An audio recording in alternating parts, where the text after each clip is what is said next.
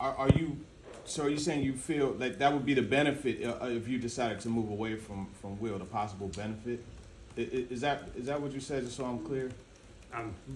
Say that one more time. So when Paul had asked you about the benefit or the reason why you would consider Rudolph, you were saying that you felt that the possible benefit would be guys held accountable and the rest of the guys on the team getting a chance to win?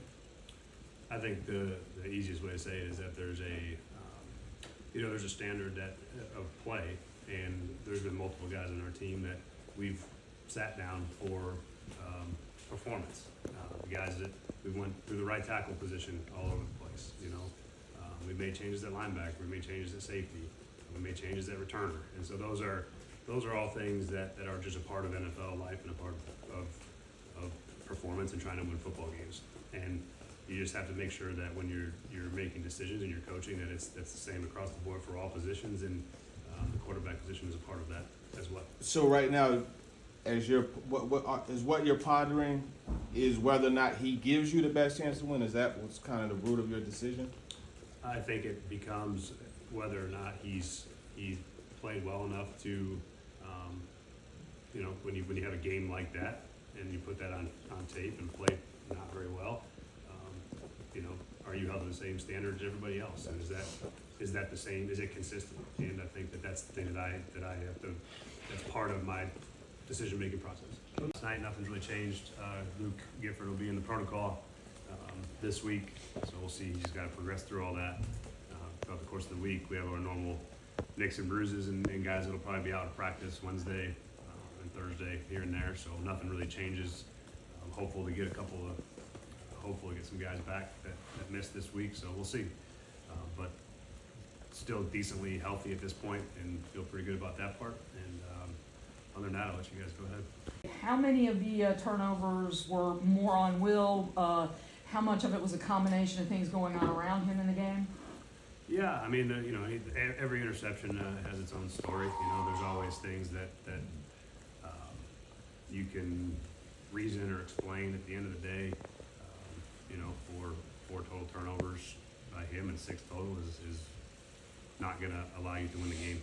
And the blame can be placed in different spots, but ultimately, as the quarterback, he's responsible for the football and where he puts it. And there's probably one really poor one, and then one that ball gets tipped in the air. Sometimes those things happen. So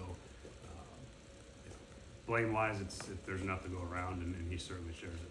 Well, maybe where to go from here at the quarterback position, and what kind of time frame do you think you'll have in that? I'm going to use the next 2 days to go through that process and make sure that the decision we make is the best one for our football team, and not really much to add to it at this point, and that's something we can visit with later in the week. So take the time here that I have to go through it all and make sure we're doing the right thing. To what would you say degree? Go ahead. To what degree at this stage? I mean, it's something that we would always have in-depth conversations about between Rand and Chad and myself, and our coaching staff's involved in that process as well. So, these things are all discussions that get had, and it'll all be part of the process as we work through the next 2 days and as we get ready for practice and where we're going to go with it all.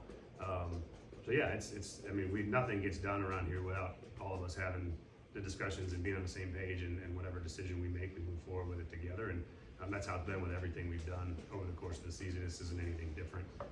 It's very consistent in that regard. Can you talk about? It was a pick 6, and so we're getting ready to go back on the field again. And so immediately after that, I made a decision to make a change, and I started immediately getting ready for the next series. That involves having discussions with Mason, getting the play selection squared away. What is he like? What direction we want to head to feel comfortable coming off the bench. So. That's part of what quarterback coaches. That's part of the communication with the coordinators. Whoever's down there with the quarterbacks in between every series, that's how that gets communicated. And so, in that exact moment, I was getting ready to go. I made a decision and went right to Mason to try to get ready for the next series. And because of the time frame in between, that's generally how it ended up happening. I talked to Will briefly after the game, but there wasn't a lot to be said at that point. It was just at 4 turnovers in a short amount of time, and then we needed something to change there and to spark for the team, and that's the decision that I made, and Bo communicated to him, and I was getting ready to get ready for the next drive and the next series and call the rest of the game. And so that's how those things happen generally in the moment. So yeah, that's the best explanation. You justify that in terms of the progress. Yeah, what are we comparing? You know what I mean? You're comparing entirely different teams, entirely different regimes. I don't get into that game. I don't think that's not fair to our players here to compare those things. Yeah, those things have to get better. We've got way too many penalties. Some of those things you can control, some of them you can't. The ones that we can control are not good enough.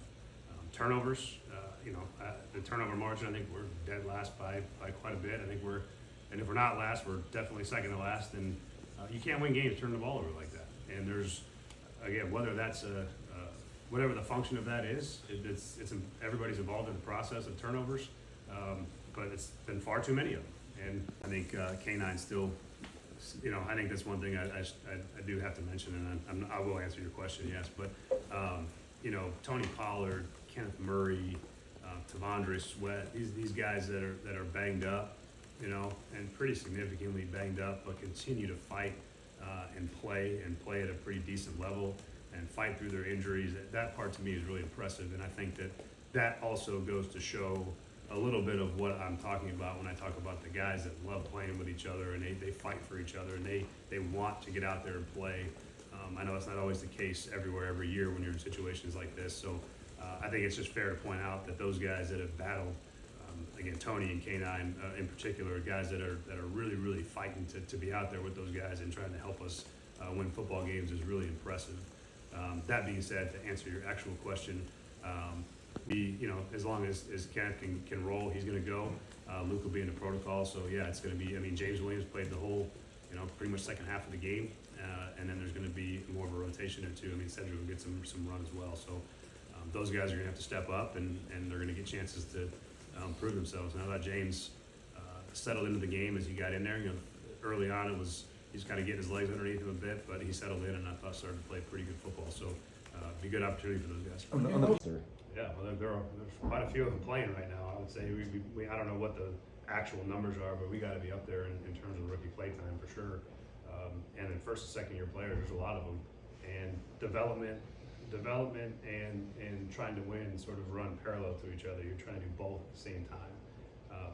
But ultimately it's a production business, and you have to win football games. That's what we're all here for. So we all get paid to do is try to win football games. And so you do your best to do the two things at the same time, but we trust me, those guys there's development occurring.